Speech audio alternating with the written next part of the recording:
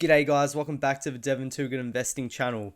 Today in this video, we're going to go through part 2 of my super investor portfolio updates for Q3 2021. Now, any fund manager who manages more than $100 million of pretty much money must submit a 13F filing every quarter within 45 days. And what this allows us as retail investors to do is to see what these experienced, well-known investors are doing in the markets. So we can see the buys, we can see the sells. Now, I tend to use these as a way of gaining ideas rather than straight up copying. So I'll look through these filings and I'll look and see sort of the high conviction plays that these super investors have made, and then I'll go and do my own due diligence. And if I like what I see, then maybe I'll make an investment. And if not, then I'll put it to one side and leave it there. So in this video, we're going to be looking at Michael Burry's portfolio. We're going to be looking at Seth Klarman, Lee Lu, Thomas Gayner, Greg Alexander, Pat Dorsey, and Norbert Liu. So there are some disadvantages or sort of like drawbacks of these updates. They don't include international holdings. They don't include any derivatives. They don't include any short positions. They don't include cash as well. So with now that we know those sort of drawbacks, let's have a look at these 13F filings for these super investors. So first up, we've got Michael Burry. He manages Scion Asset Management. And we can see he's got a fairly concentrated portfolio at the moment, at least for his US positions. And we can see he's reduced Geo Group and Core Civic quite heavily by 53 and 68% respectively. Geo and Core Civic, they're private prison companies in the US. I don't know necessarily a huge amount about them, but I know on a valuation basis they did look quite cheap.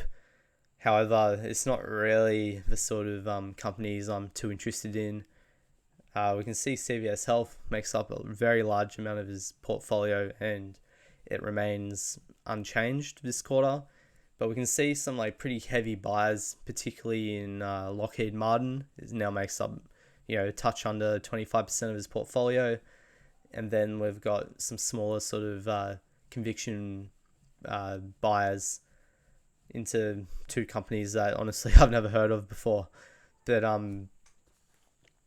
Lockheed Martin might be an interesting one to put on my list of companies to do a bit more digging into. Typically before I make an investment to any company, I like to have a read of the at least the previous year's annual report and quarterly reports. I also make sure I listen to the investor conference calls every quarter. And usually I like to go back at least a few years. And I've got to have a really good understanding of the business. I've got to know, what it's worth. And you pretty much buy at a margin of safety to get those outsized returns.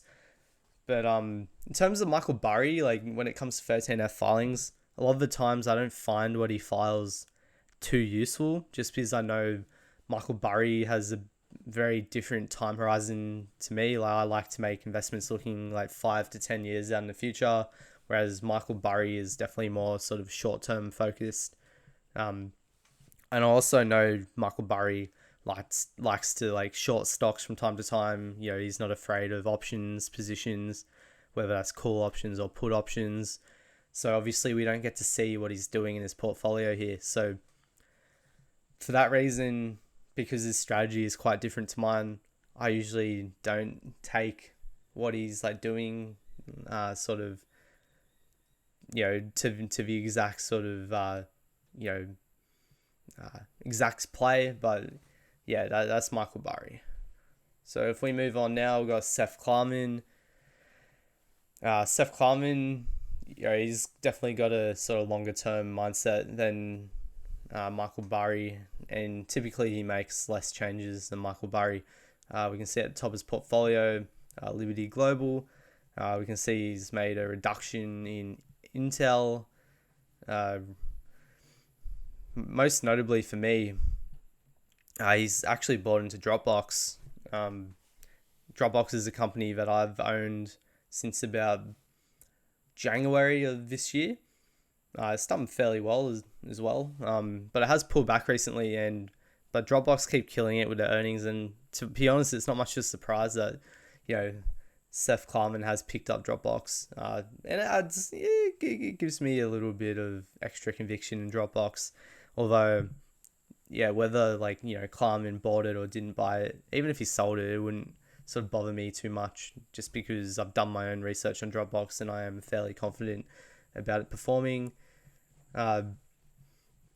He's reduced a lot in eBay. eBay used to be very large in his portfolio. However, he's reduced it 60%. We can see reduction in Willis Towers Watson. Honestly, I'm not too sure what company, what they do, to be honest. But then he's got a load of low conviction plays that, to be honest, I don't really care about anything less than 1%, because I'm not going to be investing anything less than 1% of my portfolio into anything. In fact, I don't like to have any small positions. I like to have fairly large positions, because if I'm not willing to put 10% of my portfolio into a position, why should I be willing to put 1% in? It just doesn't make much sense to me. So then we got Li Lu. Li Lu is a Chinese investor, extremely good track record. He's trusted by Charlie Munger to manage part of his own personal wealth. He manages a fund called Himalaya Capital Management, and in Q3 he made one change. He bought into Berkshire Hathaway, and it now makes up 11.4% of his portfolio. Li Lu, he owns a fair few international holdings that aren't showing up, most notably BYD. So, these numbers are slightly skewed, I suppose, because I know BYD is a really large position.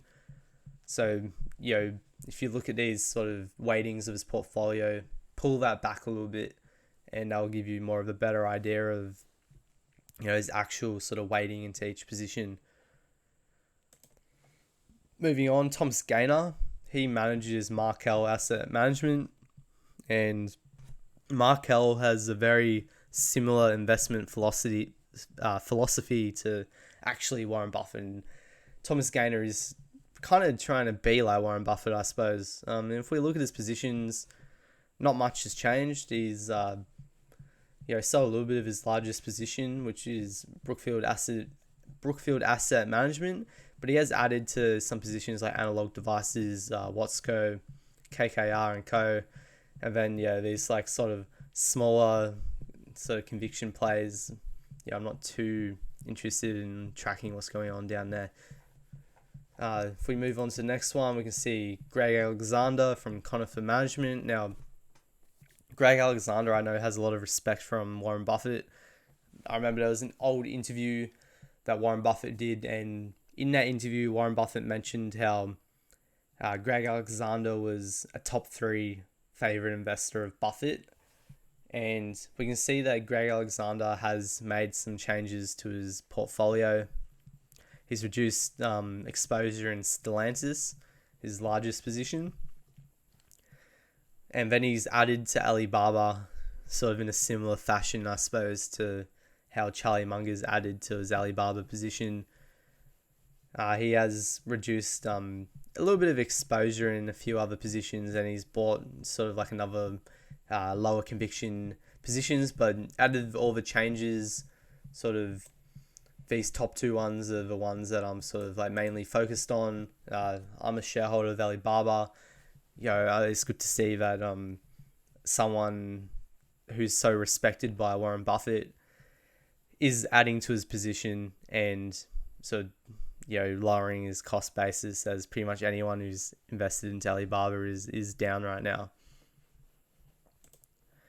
Pat Dorsey, another investor that I respect.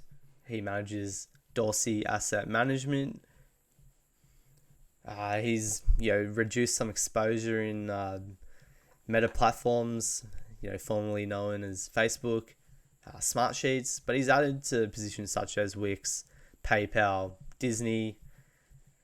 Yeah, I actually really like Pat Dorsey's portfolio and the weightings he has. He doesn't have any of those silly 1% or 0.5 of the percent positions, and he does tend to have a fairly long outlook on his holdings.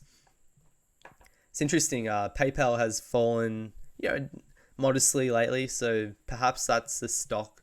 I mean, it's a great business, and it's always been sort of at a rich valuation. I'm gonna keep my eye on that one. Perhaps do a bit of research on it. And finally, Norbert Liu. Very simple.